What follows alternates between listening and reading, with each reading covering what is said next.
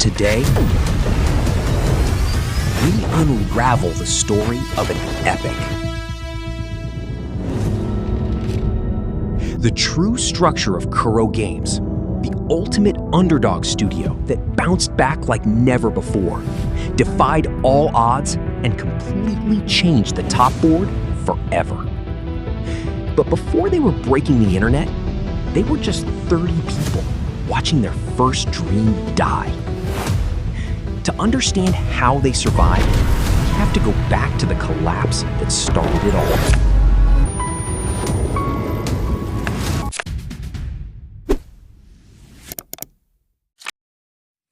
To truly understand the massive scale of Kuro Games today, we have to look past the global phenomenon of Wuthering Waves. We have to look past Punishing Gray Raven.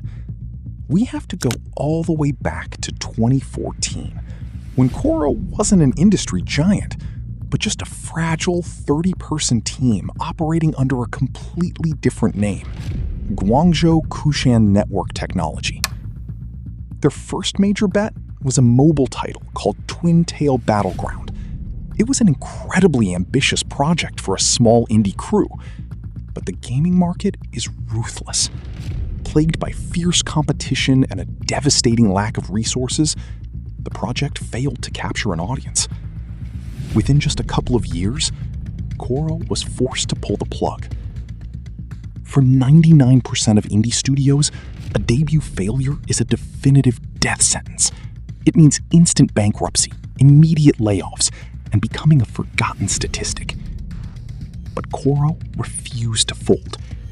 They took every single bitter lesson from Twin Tail, stripped their strategy down to the absolute marrow, and began quietly building the project that would completely rewrite their destiny.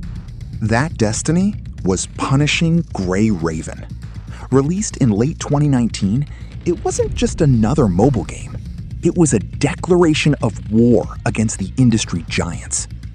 Kuro threw away the safe, casual mechanics of Twin Tail and instead delivered a dark, post-apocalyptic cyber thriller packed with lightning-fast combat and unforgiving difficulty. The risk paid off. Gamers looking for a true console-level challenge on their phones flocked to the title. Within its first year, the game didn't just survive, it exploded, pulling in millions of downloads and establishing Kuro as an undisputed master of high-speed action RPGs. Kuro's rapid rise didn't just catch the attention of players, it caught the eyes of the biggest tech conglomerates on Earth. Seeing their raw potential, tech titan Tencent stepped in, acquiring a major stake in the company. The fragile 30-person studio was officially gone. Armed with massive backing, Kuro was ready to scale up for their most dangerous gamble yet.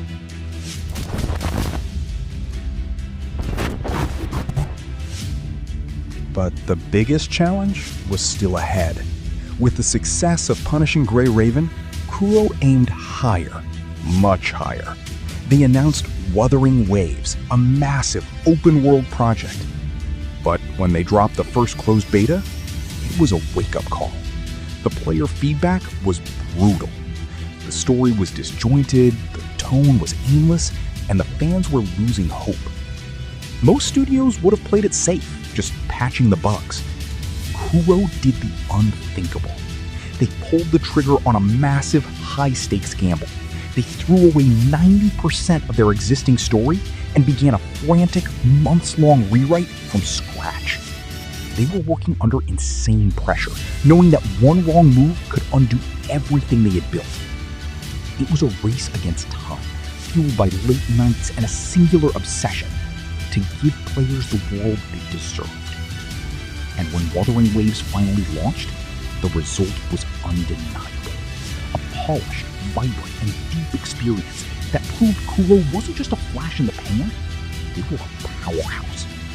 From a fragile 30-person team in Guangzhou to the global stage, Kuro Games had finally found their voice. It tells us a story of setback.